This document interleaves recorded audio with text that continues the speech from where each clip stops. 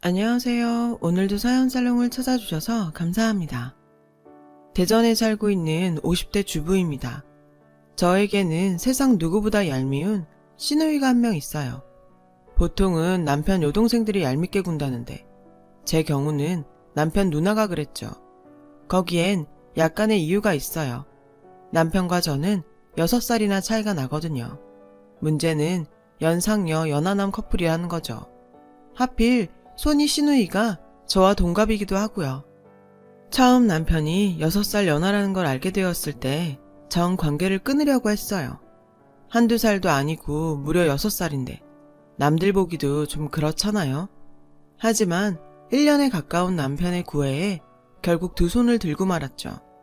그런데 큰 신우는 자기 남동생이 저를 끈질기게 쫓아다니며 고백해온 걸 모르는지 결혼 초부터 제 나이를 들먹이며 구박을 했어요. 제가 자기 동생과 결혼하기엔 늙었다나 뭐라나. 암튼 막말 대잔치였죠. 그런데 또 이 여우 같은 게 제가 화라도 낼라 치면 생글거리면서 농담이었다고 상황 모면을 하지 뭐예요. 웃는 얼굴에 침 못 뱉는다고 저는 늘 제대로 화 한 번 못 내고 큰 신우한테 당하기만 했어요. 그래서 처음부터 저한테 큰 신우는 완전 비호감일 수밖에 없었죠. 큰 신우는 5년 전 결혼을 했지만 무슨 영문인지 계속 아이가 생기지 않다가 저보다 3개월 일찍 임신을 했어요. 그래서 저희는 같은 해에 임신 기간을 보냈고 같은 해에 출산을 하게 되었죠. 반갑지 않은 이런 우연 때문에 저는 솔직히 좀 피해를 본 감이 있어요. 임신했다고 어찌나 유난을 떨던지. 큰 신우 때문에 저는 시댁에서 제대로 대접도 받지 못했고 막달이 되어 출산을 앞뒀을 땐 큰 신우가 먼저 출산을 해서 정신없는 육아에 시부모까지 동원되는 바람에 저는 제대로 축하도 받지 못했거든요. 당연히 서운했죠. 저도 사람인데 왜 안 그렇겠어요. 그런데 본격적으로 감정에 고립해인 건 제가 딸아이를 출산하면서부터예요. 요즘 세상에 누가 아들, 딸을 구별하나요? 그런데 큰 신우는 자기는 아들을 낳았다고 그렇게 유세를 떠는 거예요. 처음엔 저러다 말겠지 싶어서 참고 넘기려고 했는데 이게 끝도 없는 거예요. 옳게 그래도 아들은 하나 낳아야지 우리 집 대를 끊을 셈이야? 말끝마다 아들 타령을 하며 시부모님도 하지 않는 압박을 가하지 않겠어요? 저는 그 말에 가만히 있으면 안 될 것 같아 뭐라고 말을 하려고 했는데 제 옆에 있던 남편이 먼저 나서서 큰 신우한테 한 소리 하더라고요. 요즘 누가 대의으라고 아들 타령을 해? 누난 조선시대 사람이야? 촌스럽게. 남편도 큰 신우의 행동이 꼴사나웠는지 이렇게 말을 했고 큰 신우는 남편 말에 발끈해서 소리를 쳤어요. 야, 아무리 아들 딸 구분 안 한다고 해도 너 죽으면 제사 지내줄 사람은 아들뿐이야. 딸 자식 잘 키워봤자 남의 집 제사밖에 더 지내니? 뭘 알지도 못하면서 큰 소리야. 큰 신우의 말에 어이가 없었어요. 아니, 아직 살 날이 얼마나 창창한데 벌써 제사 걱정을 한대요. 그리고 자식을 제사 지내라고 놨나요? 기가 막혀서 헛웃음이 나오더라고요. 옳게? 지금 나보고 웃었어? 제가 우는 걸 봤는지 큰 신우는 도끼 눈을 뜨고 나를 세우더라고요. 솔직히 마음 같아서는 이참에 한판 붙고 싶었지만 시부모님이 계셔서 참았어요. 그래서 딴 생각하다가 웃음이 났다고 대충 둘러대곤 얼렁뚱땅 넘어갔어요. 그날 이후 큰 신우는 본격적으로 저를 볼 때마다 은근히 아들 낳은 유세를 떨었고 제가 반응이 없자 저희 딸아이를 괴롭히기 시작했어요. 얜 지지배가 오빠한테 앉으려고 하네. 종혁이가 소영이보다 먼저 태어났으니까 앞으로는 오빠라고 해. 오빠라고 불러봐. 오빠. 주방에서 시어머니와 음식 준비를 하던 저는 큰 신우가 제 딸아이에게 자기 아들한테 오빠라고 부르라고 강요하는 걸 보고는 참을 수가 없었어요. 그래서 음식을 하다 말고 거실로 나가 큰 신우한테 한 소리를 했어요. 형님, 종혁이랑 소영이 동갑이잖아요. 근데 무슨 오빠예요. 어머머, 한 집에 동갑이 어딨어? 우리 종혁이가 3달 먼저 태어났으니까 오빠지. 그리고 올케랑 나도 동갑인데 올케는 나한테 형님이라고 하잖아. 아, 무식한 건지 막무가내인 건지 도통 말이 안 통하더라고요. 생각 같아선 그걸 지금 비유라고 하냐고. 따져 묻고 싶었어요. 그런데 그 순간 시어머니가 끼어들지 뭐예요. 예, 그건 우리 큰애 말이 맞다. 옛날엔 다들 그렇게 했어. 쌍둥이도 몇 분 먼저 태어나면 형 아니니? 시어머니를 보니 내가 말을 말아야 하겠더라고요. 이런 사람들한테 내가 뭔 소리를 하겠냐 싶었거든요. 그런데 여기서 한술 더 뜨는 사람이 있었어요. 바로 저희 시아버지셨죠. 큰 신우 말처럼 은근히 대를 이을 손자를 원했던 시아버지는 첫째로 딸을 낳고 둘째 소식이 없는 저에게 본격적으로 압박을 가하기 시작했어요. 우리 집 딸은 그 집 가서 그 집 장손까지 낳았는데 우리 며느리는 좀 분발해야 하지 않겠니? 아니, 임신이 무슨 경기도 아니고 왜 경쟁을 붙이는지 이해가 안 되더라고요. 저는 기가 차서 남편을 쳐다봤어요. 사실 저희 부부는 결혼 전부터 아이는 아들, 딸 구분 없이 한 명만 낳자고 약속을 한 상태였거든요. 그래서 저는 가족들 앞에서 그 얘기를 하라고 남편한테 무언의 신호를 보냈죠. 그랬더니 남편은 지금은 아니라는 듯 고민하는 눈치였어요. 하지만 저의 계속되는 신호에 어쩔 수 없이 말을 꺼내더라고요. 저희 둘째는 갖지 않기로 했어요. 남편의 말에 시댁 식구들은 눈이 동그래져서는 금방이라도 무슨 일이 일어날 것처럼 저를 쏘아보더라고요. 말은 남편이 했는데 말이에요. 저는 따가운 시선을 받으며 말했어요. 우리가 애들을 여럿 낳아 기를 형편도 안 되고 여러 아이에게 사랑을 나눠주느니 한 명한테 몽땅 쏟아붓고 싶다고 말이죠. 그리고 그건 결혼 전부터 약속한 거라고 말이에요. 그러자 시아버지는 기다렸다는 듯이 버럭 화를 내시더라고요. 그 중요한 걸 왜 니들끼리 결정해?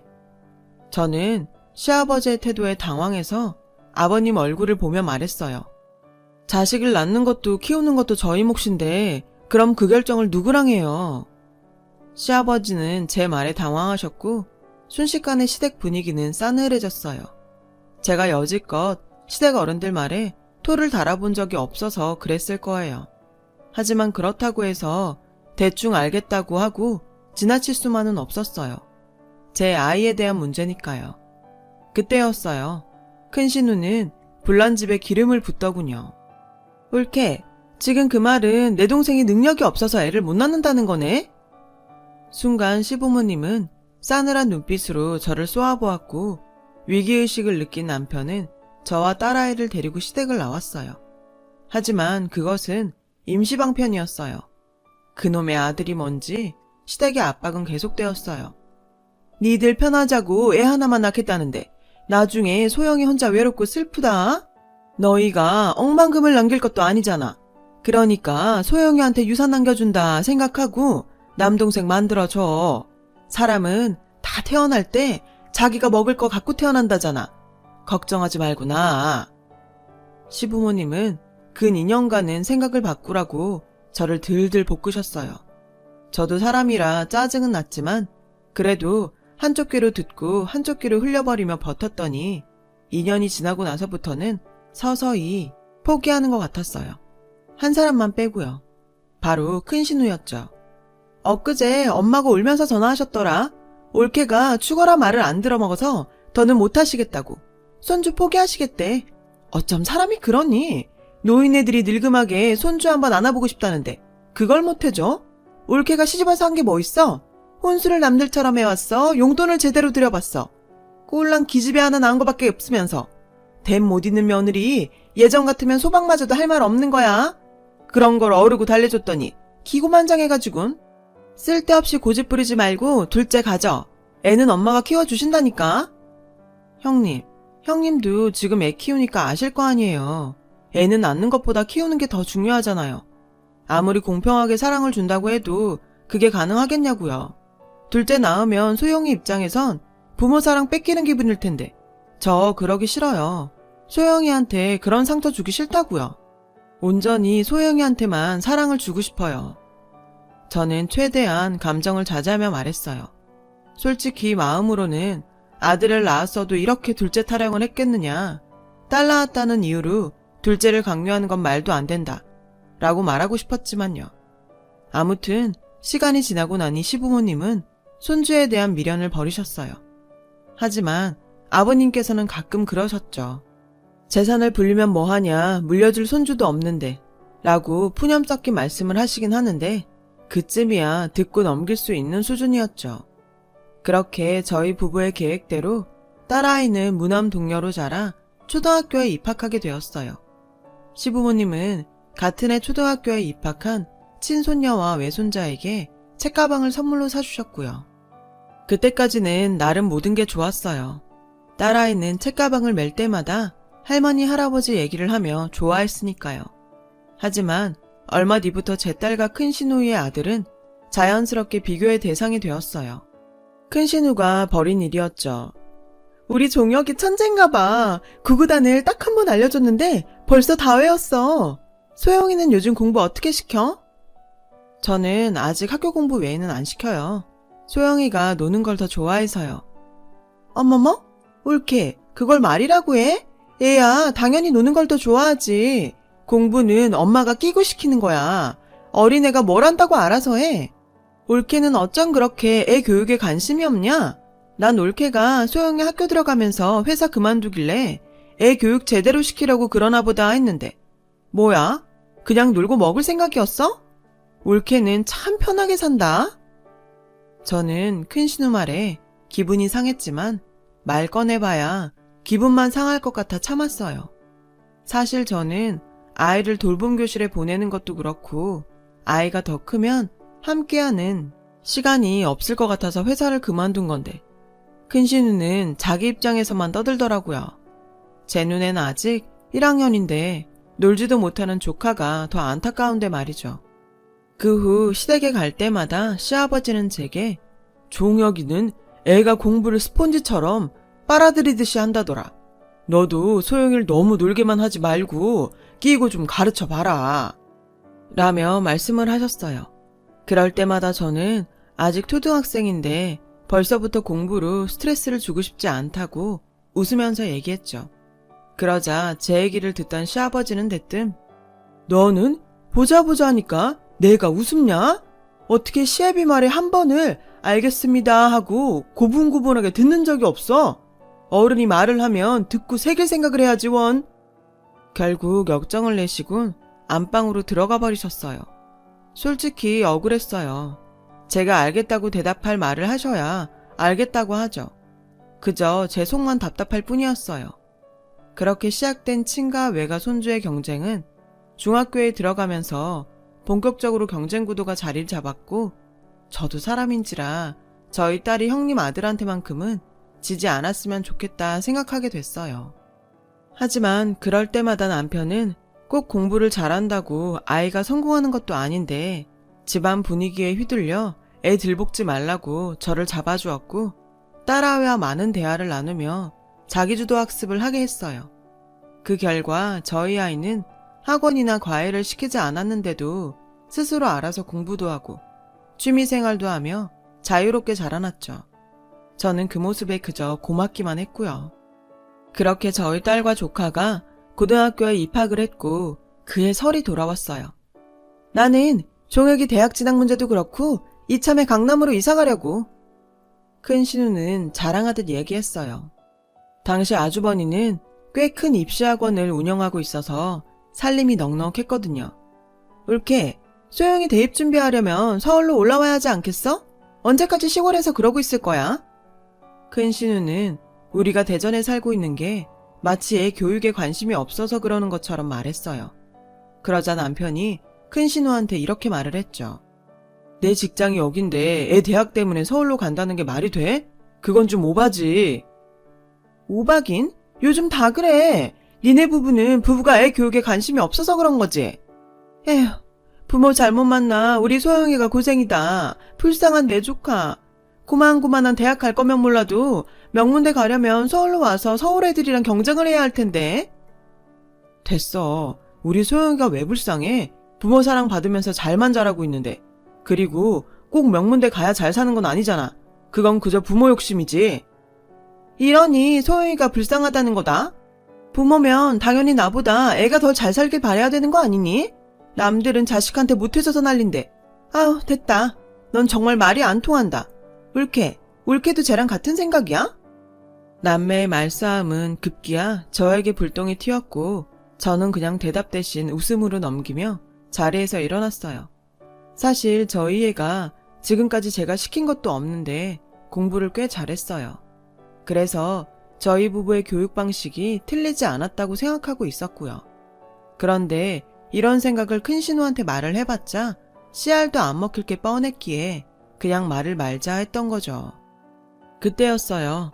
방에서 핸드폰을 보며 놀고 있는 저희 딸아이 옆에 잔뜩 인상을 쓰고 문제집을 풀고 있는 조카의 얼굴이 눈에 보이더라고요.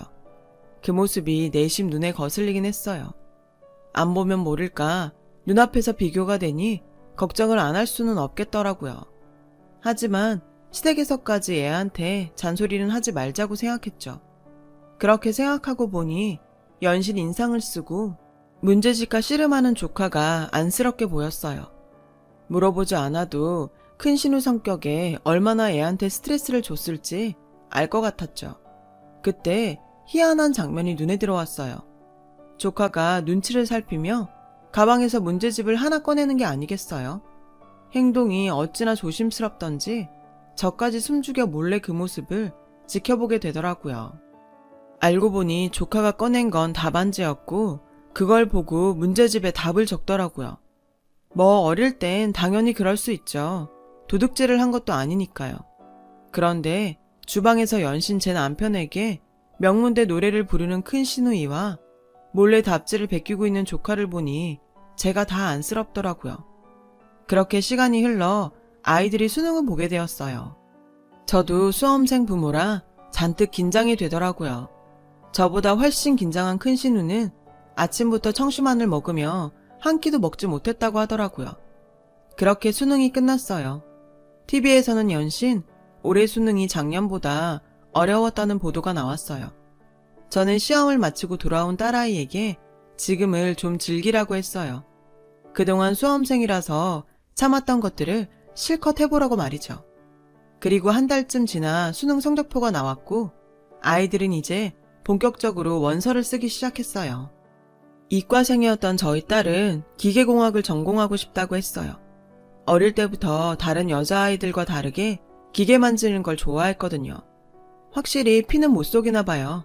제 남편 직업이 건축 전기 설비사거든요. 그렇게 딸아이의 고등학교 졸업을 앞둔 설 명절이 되었어요. 그날은 먼 바람이 불었는지 큰 신우 혼자 본가에 내려와 있더라고요. 어머님이 그러시는데 조카는 명문대는커녕 일반대도 못 들어갔다더라고요. 재수를 하고 싶어도 큰 신우가 주변에 명문대 갈 거란 소리를 하도 떠들어놔서 도망치듯 유학을 떠나게 된 것 같았어요.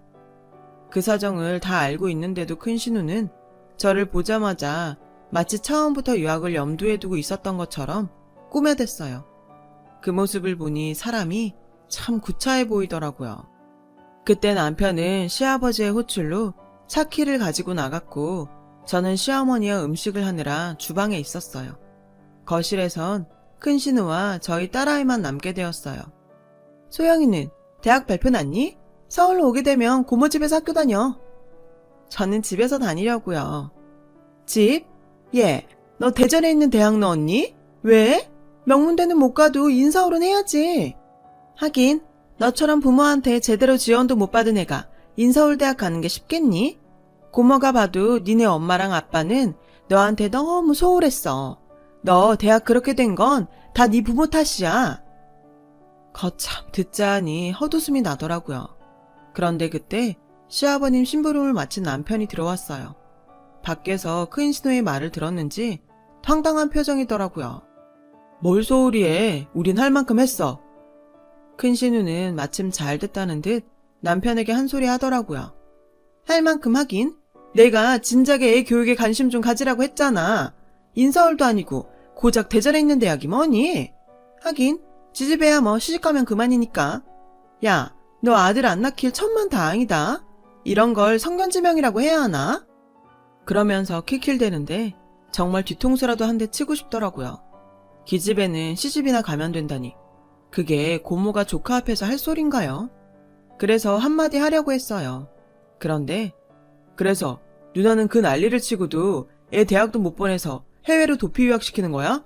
누나 말대로라면 재수를 시켜서라도 명문대 보내야지. 뭐? 지는 어디 꼴 같지 않은 지방대 보내면서 큰소리야, 큰소리는. 뭐? 지방대? 그 순간 딸아이는 지 아빠를 끌어당기며 싸움을 말렸어요. 그리고는 조용히 지 고모한테 핸드폰에 찍어둔 대학 합격증을 보여주더군요. 딸아이의 합격증을 본 큰 신우는 눈이 왕방울만해졌어요. 저는 그 모습에 웃음이 나왔고요. 왜냐고요? 제 딸아이는 카이스트에 합격을 했거든요. 대입 원서를 쓰러 애 학교에 갔을 때 담임선생님이 그랬거든요. 우리 애 성적이면 대한민국에 있는 대학은 어디든 무난히 들어갈 수 있다고요. 딸아이는 자긴 무조건 카이스트 기계공학과에 갈 거라고 했어요. 그런 딸애가 얼마나 대견하던지. 다른 집 아이들처럼 돈 들여가며 억지로 공부시키지 않았는데 혼자 내신 관리며 수능 성적까지 완벽하게 관리했고 결국 원하던 카이스트 합격증까지 손에 넣었으니까요. 인서울, 그것도 명문대만 바라보던 큰 신우는 제 딸아이 합격증을 보고도 믿기지가 않았는지 몇 번이나 되물었어요. 네가? 정말 카이스트에 붙었다고? 소영이 네가? 놀라기는 주방에 있던 시어머니도 마찬가지였어요. 눈이 휘둥그레져서는 저에게 그러셨죠. 얘, 지금 소영이가 그 수자만 다닌다는 카이스트에 들어갔다는 거냐? 그렇다고 하자 어머님은 고춧가루가 잔뜩 묻은 고무장갑을 끼고 좋아서 손뼉까지 치시더라고요. 그 모습에 남편 역시 목에 힘을 주며 큰 신우한테 한 소리를 했죠. 누나, 하래는 안 시켜도 이렇게 해. 괜히 여자 남자 구별하고 서울이니 지방이니 구분하는 사람들이 문제라고. 누나처럼 말이야. 알았어? 그러니까 이제라도 차별 좀 그만해. 그날 큰 신우는 세상 무너진 것처럼 망연자실한 표정으로 주저앉았어요. 저는 그 모습을 보니 지난 20년여간 쌓여왔던 채증이 한 방에 싹 내려가는 것 같았어요. 그날 이후 큰 신우는 저희 가족들 앞에서, 특히 소영이 앞에서 어떤 얘기도 못하고 있어요. 유학 중이던 조카는 그곳에서도 영어가 잘 되지 않아 고생을 하는 눈치였어요. 한국으로 들어오고 싶다고 거의 매일 지 엄마에게 영상통화를 한다나 봐요. 저는 가끔 속이 답답할 때면 그때의 일을 떠올리곤 해요. 그럼 속이 뻥 뚫리거든요. 아, 손자 타령을 하던 저희 시아버님은 저희 딸이 카이스트에 들어가자 동네에 플랜카드까지 걸어놓으셨어요. 덕분에 시댁에 갈 때마다 동네 사람들이 카이스트 간 딸 잘 있냐고 할 정도예요. 이렇게 기특한 일을 해낸 제 딸아이는 현재 대학교 4학년이에요. 딸아이는 취직을 하기보단 학교에 남아 연구를 계속하고 싶다고 하더라고요. 저야 뭐 딸애가 원한다면 뭐든 오케이죠. 이렇게 얘기를 하고 나니 속이 더 시원해집니다. 제 사연을 들어주셔서 감사드려요. 건강한 하루 되세요. 여러분, 사연 댓글에 응원과 현명한 조언 부탁드려요. 좋아요와 구독은 저에게 큰 힘이 됩니다. 오늘도 좋은 일 가득하세요.